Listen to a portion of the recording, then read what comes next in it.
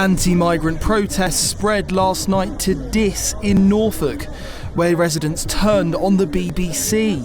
Hi BBC! I just want to ask, you know how you all covered up the sexual assaults and rapes perpetrated by the Muslims in Rochdale? Is that what you're planning to do in Diss as well? Are you going to let young girls suffer because of your incompetence, because you're told not to report on the truth? Is that what's going to happen? They're walking. That's good, leave. Don't answer what the public have to say, just leave. Shame on you! Shame on you! Shame on you! Shame on you! Shame on you! Shame on you! Among the crowd were young people, one of whom said he'd lost all trust in the Labour government. No constituency which has a voice has these illegal migrant hotels. It's only the most vulnerable. It's the areas with the veterans. It's the areas of the elderly. And it's the areas with the family members. So what we need, ladies and gentlemen, is a voice for these local constituencies. Because our Labour government is quite sly. It intentionally places these Somalians, who 78% of the Somali population of the United Kingdom claims housing benefit.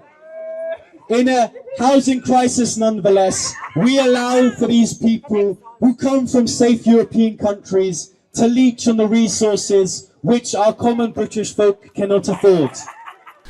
Protests began in Epping last week after alleged assaults by migrants residing in the town's asylum hotel. Residents could be seen holding signs saying "Save our kids" and "We're not far right." Save our kids! Save our kids! Save our kids! Save our kids!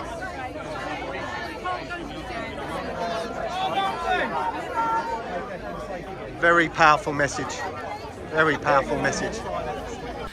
Essex local Adam Brooks told GB News they were protesting out of concern for their and their children's safety.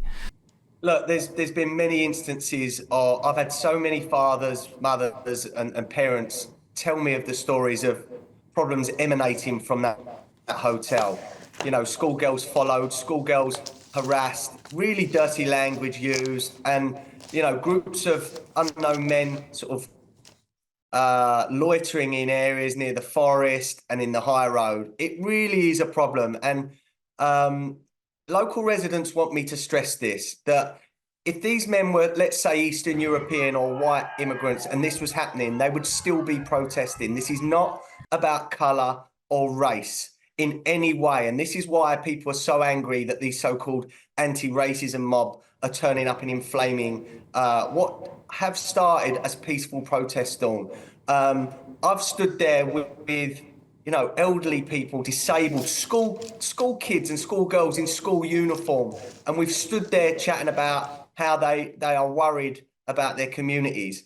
And look, I don't want to demonise all asylum seekers. As I've said on many videos online, it only takes a small percentage of these men, and they are only men that are housed in this hotel, to have bad intentions, and a whole community can be rocked and sort of turned upside down.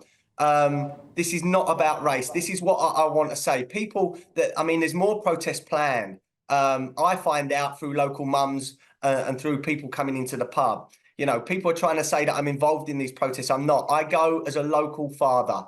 I go in peace, and I go really hoping for common sense that this hotel is closed down. The head of our local council wants this closed down. Our local MP wants this closed down, and it is on safety concerns. That says everything. And Poppy Coburn said this manifestation of anger was entirely predictable after the government ignored Brits' fury over illegal migration. I can't see how you're not going to see more scenes like this. When you take away the democratic lever, when people say, I don't want this to happen in my community, and you ignore them for years, because this is how long this hotel has been operating for. There have been tensions growing for years. And it feels quite personal to me, because I'm from Essex. I was born in Southend. I grew up between Braintree and Malden. I've been to Epping before. It's a really lovely town. And I know the people from Essex are very generous people, and they have a big heart. But this is unbelievable. You know, the fact that they're expected to put up with one of their hotels right near a school, right near the centre of town, Yeah. being flooded with single men who they don't know who they are, from all over the world, and they've been ignored by their local politicians for so long. I mean, I'm speechless. It is disgusting. And it's also, Matthew Torbett, it's collided with this Afghan story this week, where you've got this sort of potent cocktail of open borders, small boat crisis, one in, one out deal, which has gone down like a lead balloon. And now we've got what is one of the biggest state cover-ups in the history of the UK state, where we learn that politicians have been importing thousands of Afghans into the country with no democratic scrutiny, no oversight, misinforming the British people, while accusing the British people of being misinformed when they ask questions about who on earth's coming into my community. Yeah, I think the thing with the Afghan thing is governments will always lie. You can bake that in for a start.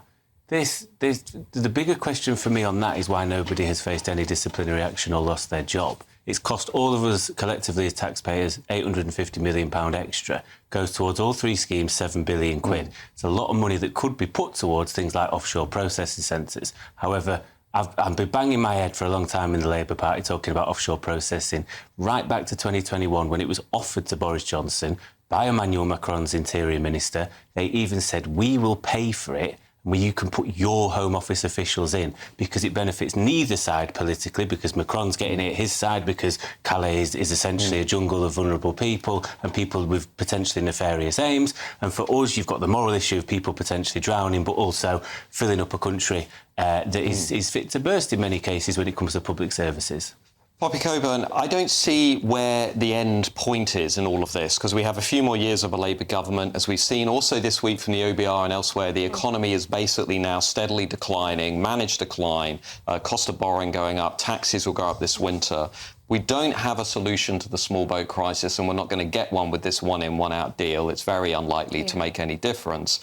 And then you've got a Labour leadership on top of this that doesn't seem to come close to understanding the mood in the country. So where does this go? I mean, what's the end point of this? 2-3 more years of long, hot summers and frustration boiling over? I mean, I think, unfortunately, that is the future. You know, I'd point out that at Epping, with these protests that have been going on for several days, they started out as like local families coming up and saying, protect our kids. You know, I understand at the end it did devolve into more of a violent protest, but at the beginning it's just people who are so fed up.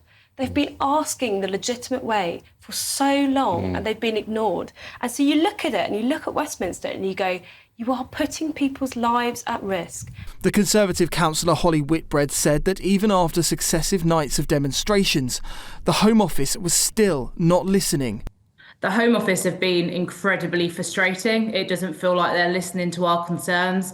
When we first heard about the hotel reopening back in April, we straight away said, you know, this is not an appropriate location, please do not reopen it. And even after the two incidents, both the arson and the sexual assault, the Home Office still don't seem to be listening. So we are incredibly frustrated. Our local MPs, Alex Burghardt, who's also got a hotel in his constituency in Bobbingworth, and Neil Hudson have been pressing the government, and I believe they're trying to make representations in Parliament today. So, you know, we're trying to push through democratic means, and we just hope the Home Office will listen and close the hotel. Yeah, and just lastly, Holly, of course there are migrant hotels across the country in many areas, and a lot of people will look at this and think, well, there's no perfect place for a migrant hotel. Why shouldn't Epping have one if other towns and villages and cities have them? Well, what I would say is in Epping Forest District, we do have an unfair share of the burden. We've got two hotels within 2.5 miles of each other, which just isn't right. Also, the fact this hotel is all male. We don't know who is in the hotel. And it's very close to a school, really poor infrastructure around it as well. So, you know, I want to see hotels closed everywhere. You know, we need a more sustainable solution to this illegal immigration crisis.